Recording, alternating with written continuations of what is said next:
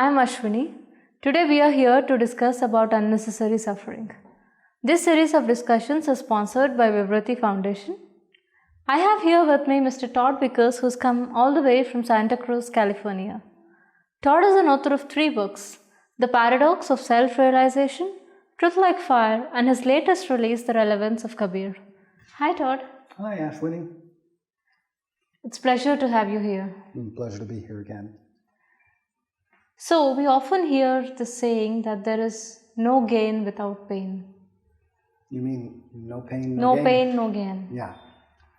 And I read your book, and there is one dedicated chapter about unnecessary suffering, and most often the suffering can be avoided just by avoiding some certain thoughts or ideologies. So what do you mean exactly by avoiding unnecessary suffering? Well, unnecessary suffering is suffering that we create. And we create it based upon ideas in our mind. It's a consequence of this human ability we have to conceive so well. We can think something and then experience a feeling based upon it.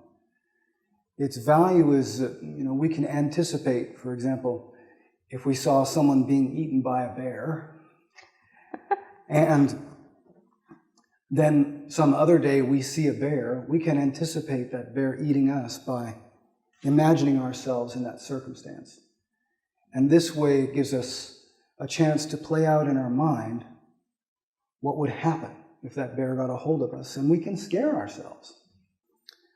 We can anticipate about a bear even when there's no bear and still feel the fear. In the same way that we can feel fear watching a horror movie. It's not real, but we feel it. And we know it's not real, but our bodies are innocent. It just follows the narrative. So, if you are falling to your death in a dream, it feels like you're going to die. And then you wake up and realize this idea of self that you had in your mind is not who you are. And it's like, oh, what a relief. You're fine. During the daytime, that same mind that is active while we are asleep is also present during the daytime, only now it has the data of senses, thought, our past experience all blended in with it. This dreaming is still happening during the daytime, only it's just woven through our workaday experiences, through our senses. Say, for example, a man is a bigot.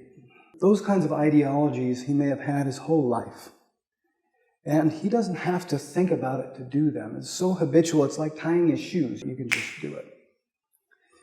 But now we can see we have a concept, a belief about the world and other people, and about himself. That's just based around a certain set of ideas. That nothing forces him to believe, nothing forces him to obey. If we dig a little bit deeper into these ideas, there is a conceptual self that these narratives are built around. And our racist is a good example. Somewhere in his ideas, there's a picture of himself that he holds to be superior to people of other races. If you consider how we identify ourselves with a character on a screen in a movie, we take an emotional, fictional journey based on the narrative, based on how we feel. And the stronger the narrative, the stronger our feelings. For example, pornography or suspense movies. And sometimes the movie is simply our own thinking. We could be sitting on a couch with not a thing wrong in the world, creating misery. We may treat thinking as a fact. It's a very easy mistake to make, especially when we're thinking about facts. But those two things are different. I may think about a mango, but I can't eat the thought of a mango. And the same distance exists between the thought of self and who we are. So one of the functions of our ability to conceive is a proving ground. We conceive of something, we imagine what we might do, and we first run it through our mind to see if we have any reason to doubt that it's possible. So it's actually an extension of trial and error. We do it in our minds before we do it in our life. This is just a virtual world that is incredibly useful, but it has this drawback. The way those images communicate with our bodies is through feeling. We feel them. For example, a young woman may be eager to have some man ask her to dance, some young man. But he may be over there thinking, oh, I'd like to ask her to dance, but she'll probably reject me. And that is so painful. It's happened before. I just can't go through with that. And she's over there waiting, and he has totally destroyed the possibility. Consider for a moment how beliefs, expectations, prejudice, imitation, generalizing, routine, and habits all have one thing in common: a prediction of the future.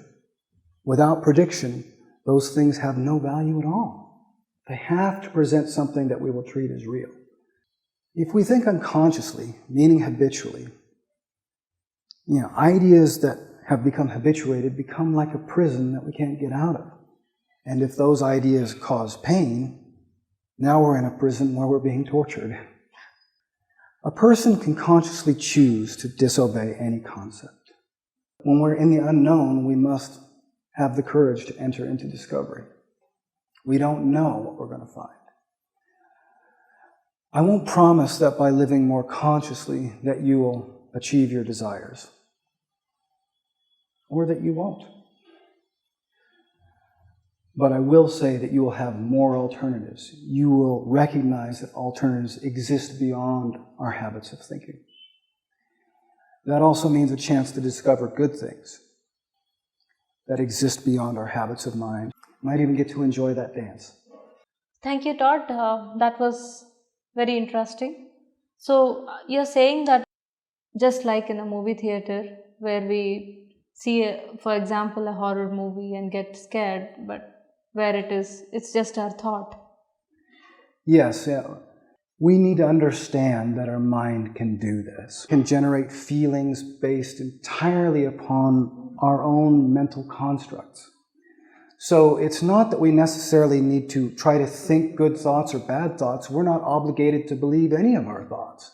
It's not some kind of condition. So it's like, know what thought is, know what thought can do, know you don't have to obey any of it.